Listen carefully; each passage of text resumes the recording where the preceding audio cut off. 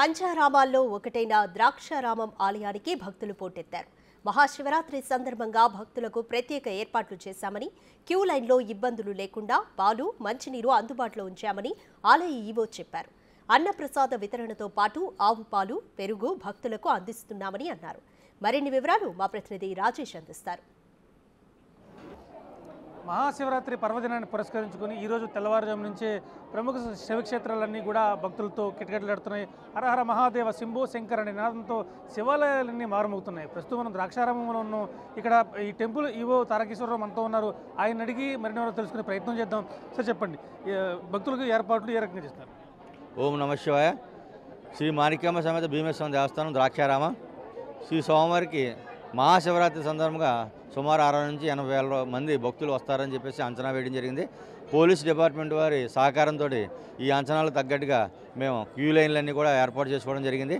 అలాగే తెల్లవారుజాము 3 గంటలకే స్వామివారికి ఎంతో ప్రీతిపాత్రమైనటువంటి మా గోశాల నుంచి వచ్చినటువంటి స్వదేశీ ఆవు పాలతో 40 మంది జంటలతో తొలి అభిషేకం చేయడం జరిగింది.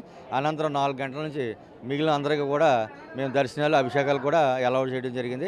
దాతల సహకారంతో మన అన్నప్రసాదం సత్యసాయి సేవా సమితి వారితో అన్నప్రసాదం, అలాగే స్టేట్ బ్యాంక్ ద్రాక్షారామం వారి సహకారంతో బిస్కెట్లు, పాలు, మజ్జిగ కూడా ఏర్పాటు చేయడం. రద్దీ గంట గంటకు పెరుగుతూనే వస్తుంది. మరి ఎంతమంది వచ్చినా కానీ ఎటువంటి ఇబ్బంది లేకుండా క్యూ లైన్లు కానీ ఫామ్ చేశారా? ఆ ఏర్పాట్లు ఎలా చేశారు? క్యూ లైన్లన్నీ కూడా ఏర్పాటు చేసామండి. 3 రకాలుగా క్యూ లైన్లు ఏర్పాటు, ఉచితం, ప్రత్యేకంగా సామాన్య భక్తులకు ఏ విధంగా అసౌకర్యం కలగకుండా ఉచిత క్యూ లైన్ సపరేట్గా చేయడం జరిగింది. అలాగే ప్రత్యేక దర్శనం, అలాగే అభిషేకాల దర్శనం కూడా ఏర్పాటు చేయడం జరిగింది. అలాగే ఈ క్యూ లైన్లో ఏ విధంగా ఇబ్బంది కలగకుండా కూలర్స్ కూడా పెట్టడం జరిగింది, ఎండ వేడి ఎక్కువగా ఉంటుందని. అలా గ్రీన్ మ్యాట్స్ వేయడం జరిగింది, కాలు కాలకుండా. గుడి దేవాలయ ప్రాంగణం కూడా, గుడి బయట కూడా మ్యాట్స్ అన్ని కూడా వేయడం జరిగింది. అలాగే పైన కూడా ఎండ తగలకుండా చలువు బందులు, మ్యాట్స్ కూడా కట్టడం జరిగిందండి. ప్రత్యేకించి పిల్లలకు కానీ, వృద్ధులకు కానీ, మహిళలకు, అలాగే వికలాంగులకు ఏమైనా ప్రత్యేకమైన ఏర్పాట్లు చేశారా? ఎలా వచ్చినాయి? వికలాంగులకు, వృద్ధులకి, అలాగే చిన్నపిల్లల తల్లులకు కూడా వెళ్ళడానికి మనం ఒక ప్రత్యేకమైన ఐరన్ స్టెప్స్ ఏర్పాటు చేయడం జరిగింది. ఎవరైనా వస్తే వాటి ద్వారా మనం వీల్ చైర్ ద్వారా తీసుకొచ్చి ఎక్కించడానికి కూడా మా సేవా సిబ్బంది కూడా రెడీగా ఉన్నారు. 150 మంది సేవా సిబ్బంది సేవలు అందిస్తున్నారు. అలాగే 70 మంది పోలీసు వారు అందిస్తున్నారు. అలాగే ప్రైమరీ హెల్త్ సెంటర్ వారు 2 హెల్త్ సెంటర్స్ని కూడా ఏర్పాటు చేయడం జరిగింది.